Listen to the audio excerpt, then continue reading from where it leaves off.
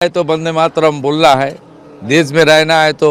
अब हमको अफसोस होता है कि जो वंदे मातरम का मतलब प्रस्तुत करता है, नारा देता है, कहता है कि वंदे मातरम कहना होगा तो भारत में रहना होगा, अफसोस है कि उनको खुद वंदे मातरम याद है। ये बुरा फुल्ल कुसुमित दुर्मदल शोभनी। फुल्ल कुसुमित मतलब क्या होगा? फुल्ल मतलब होता है खिलना, कुसुमित मतलब होता है फूल, द्रुम मतलब होता है पेड़, दल मतलब होता है पेड़ मतलब पत्ती से लदा हुआ पेड़। तो द्रुम दल शोभनी, शोभनी का मतलब द्रुम दल से शोभा हुआ। वंदे मातरम वंद धातु से बना हुआ। धातु क्या होता है? संस्कृत व्याकरण में धातु का अर्थ होता है जिस शब्द से मूल क्रिया बनता है यानी वर्ग बनता है, उसे धातु कहते हैं। धातु की संख्या संस्कृत धातु पाठ के अनुसार लगभग 2000 है, जबकि पनिनी के अष्टाध्यायी जो संस्कृत का पहला व्याकरण था, जो आपको 5वीं से 6वीं शताब्दी की पूर्व के बीच में लिखा गया था, जो महालन काल का समय था, तो उसके अनुसार में लगभग 1943 धातु की संख्या है। उसी में से जो है वंद यानी वंद का अर्थ होता है स्तुति करना, प्रार्थना करना, नमन करना, नमस्कार करना। तो ये जो है आपको वंदे मातरम वंद धातु से बना हुआ है, यानी माँ तुझे प्रणाम। तो वंदे मातरम। आगे देखिए सुजलाम। सुजलाम का अर्थ क्या होता है? सुजलाम का अर्थ होता है मीठे जल से परिपूर्ण, यानी कि नदी वाला जल से परिपूर्ण इलाका क्षेत्र। तो सुजलाम सुफलाम। सुफलाम का अर्थ क्या होता है? मीठे फलों वाला पेड़ पौधा से परिपूर्ण। तो सुजलाम सुफलम, मीठे पेड़ जल हो गया, मीठा फल वाला क्षेत्र हो गया। तो सुजलाम सुफलाम। मलयज शीतलम, यानी मलय पर्वत के से चंदन के हवा वाला, यानी शीतलम। शीतलम का अर्थ होता है कि ठंडी ठंडी हवा।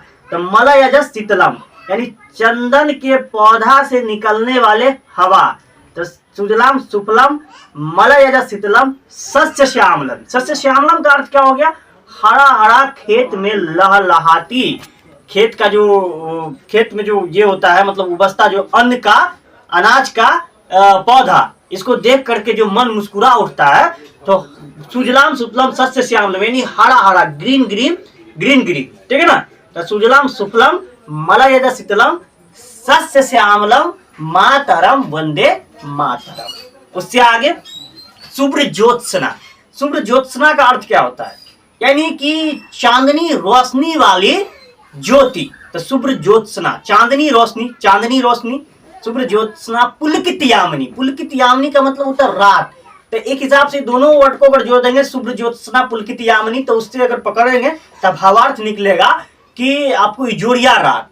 शुभ्र ज्योत्सना पुलकित यामिनी फुल कुसुमित दुर्मदल शोभनी। फुल्ल कुसुमित मतलब क्या होगा? फुल्ल मतलब होता है खिलना, कुसुमित मतलब होता है फूल, द्रुम मतलब होता है पेड़, दल मतलब होता है पेड़ मतलब पत्ती से लदा हुआ पेड़।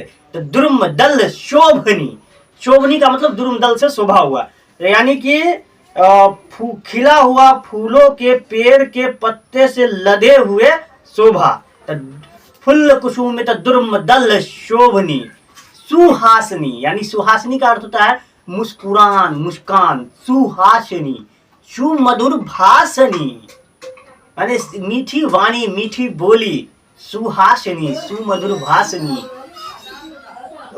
उससे आगे सुखदाम यानी सुख देने वाली, वरदाम यानी वर देने वाली। मातरम वंदे मातरम। वंदे मातरम की रचना बंकिम चंद्र चट्टोपाध्याय द्वारा किया गया था। इसको प्रथम बार 7 नवंबर 1875 को बगदर्शन एक पत्रिका चलती थी, बगदर्शन में छापा गया था। 1875 में छापा गया था। किताब में जहां तहां मिलेगा कि 1882 में आनंदमठ पुस्तक में छापा गया था। उसके बाद में 1881 में जो है इसको एक धारावाहिक के रूप में छापा गया था। कहाँ? एक अखबार में। उसके बाद में 1882 में जो है इसको आनंद मठ के पुस्तक में छापा गया था। प्रॉपर एक आनंद मठ के पुस्तक में छापा गया। उससे आगे जो है उसके बाद 1896 में कलकत्ता में जो कांग्रेस की अधिवेशन हुआ था, उसमें रहमतुल्लाह अली शानी का अध्यक्षता के अंतर्गत में वंदे मातरम को इसमें अपनाया गया था। उसके बाद में जो है 1905 में जब भारत में स्वदेशी आंदोलन चल रहा था, उस समय में वंदे मातरम को एक शक्ति गीत के रूप में प्रस्तुत किया गया था, तथा इसे मतलब कि ऊर्जा बनाने के लिए, माहौल बनाने के लिए, जैसे ना बोलते हैं भारत माता की जय, उसमें माहौल बनता है, तो माहौल बनाने के लिए वंदे मातरम का प्रयोग 1905 के स्वदेशी आंदोलन में किया गया था। उससे आगे जो है आपको 24 जनवरी 1950 ईस्वी को वंदे मातरम को भारत के राष्ट्रगीत घोषित किया गया था। उसमें जो आनंद मठ में जो लिखा गया है बंकिम चंद्र चट्टोपाध्याय द्वारा, इसमें 6 पद है, उसमें से 2 ही पद को लिया गया है। कौन कौन पद है जो अभी तक हम उसका अर्थ भी समझा दिए। कौन है? वंदे मातरम, सुजलाम सुफलम मलयज शीतलम सत्य श्यामलम मातरम वंदे मातरम, शुभ्र ज्योत्स्ना पुलकित यामिनी फुल्ल कुसुमित दुर्मदल शोभनी सुहासिनी सुमधुर भासिनी सुखधाम वरदाम मातरम वंदे मातरम, इतने लिया गया है, राष्ट्रगीत है, उससे आगे वो राष्ट्रगीत नहीं है।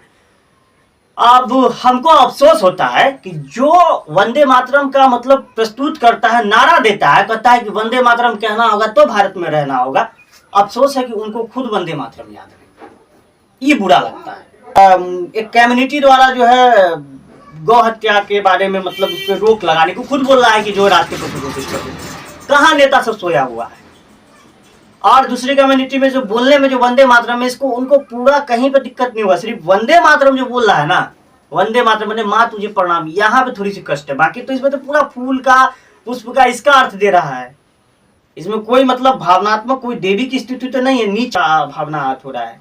और अभी जो सरकार से बने हुए हैं और वो गौ माता के नाम पे तो भले हो मतलब कि वो शासन कर रहे हैं, भले ही वोट ले रहे हैं, लेकिन जब एक समय आया, अभी बोला कि राष्ट्र पशु घोषित करो, काहे लिए नहीं घोषित हुआ?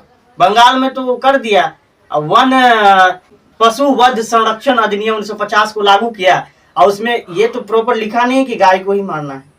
वहां तो बजाबते ये दिया गया है कि आपको जो गौ की मतलब कि जो भी पशु होगा उसमें 14 वर्ष से ऊपर की जो पशु होगा उसको आप हत्या कर सकते हैं, मार सकते हैं, खा सकते हैं। ये है उसमें यूजलेस हो चुका है वो।